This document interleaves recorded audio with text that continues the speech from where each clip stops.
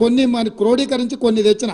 అదేవిధంగా మేము వచ్చిన తర్వాత జరిగిన మీటింగ్లో స్పష్టంగా మేము ప్రాజెక్టులు మాకు నీటి కేటాయింపులు పూర్తిగా 50% నీళ్లు కేటాయించి మా హక్కులు మొత్తం మాకు నికర జలాలు కేటాయించినాకనే ప్రాజెక్టులను హ్యాండ్ ఓవర్ చేశాయని చర్చ జరుగుద్ది, లేకపోతే దానికి ఒప్పుకునేదే లేదని మా అధికారులు స్పష్టంగా చెప్పారు.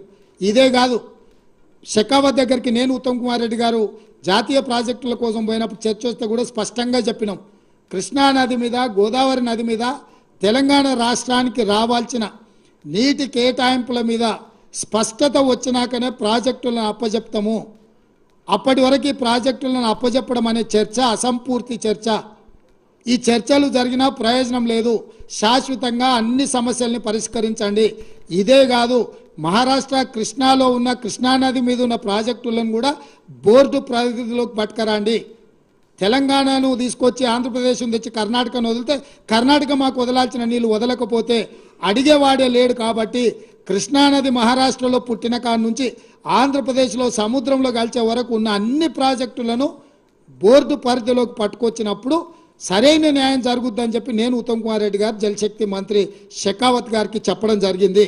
అదేవిధంగా వాళ్ళు తప్పుడు మీటింగ్ మినిట్స్ రాస్తే స్పష్టంగా 27/1/2024 నాడు రాహుల్ బొజ్జా వాళ్ళు రాసిన మీటింగ్ మినిట్స్ మీద ఉత్తమ్ కుమార్ రెడ్డి గారి అనుమతితోటి స్పష్టంగా మీరు రాసిన మీటింగ్ మినిట్స్ను మేము అభ్యంతర పెడుతున్నాము.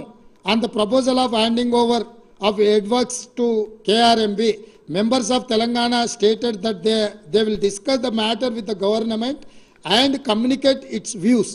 But the same was recorded as Telangana had agreed to hand over the components, which is not correct. This part of minutes need to be amended accordingly.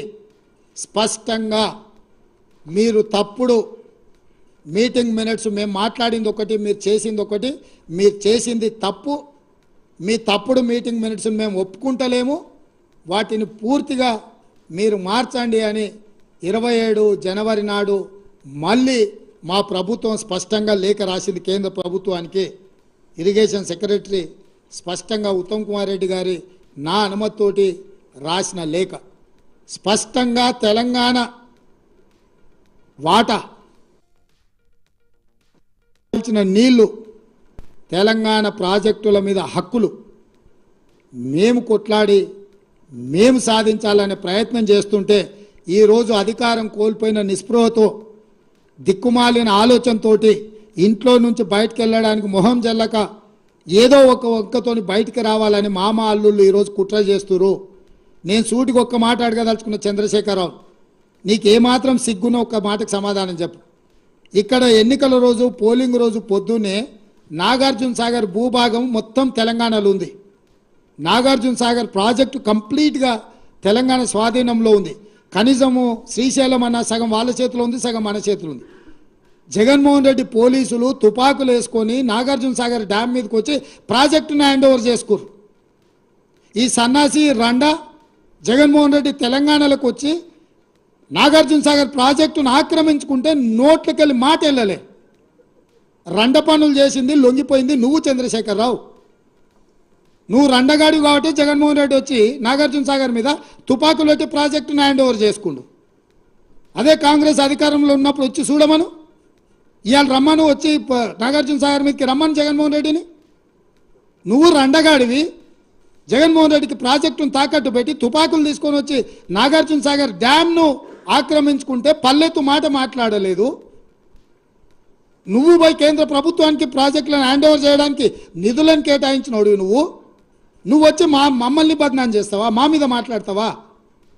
వాస్తవాలు ఇట్లుంటే అబద్ధాలతోని అధికారం కోల్పోయిన నిరాశ నిస్పృహలతోటి ఈరోజు మమ్మల్ని బదనాం చేసే కార్యక్రమం పెట్టాను. అందుకే నేను సూటిగా ఈ ఆధారాలు మీ ముందలు చెప్పి మీ ముందర మాట్లాడితే రేవంత్ రెడ్డి సెక్రటేరియట్లో సమావేశం పెట్టి చాలా మాట్లాడిండు. ఆయన కథ ఏంది, ఆయన కమామీస్ ఏందని ఆయన మాట్లాడతాడు. అందుకే నేను సూటిగా ఈరోజు మంత్రివర్గ సమావేశం అవుతుంది. అసెంబ్లీ సమావేశాలు ఎప్పటి నుంచి ఉంటాయో సాయంత్రం వరకు మీకు చెప్తాము.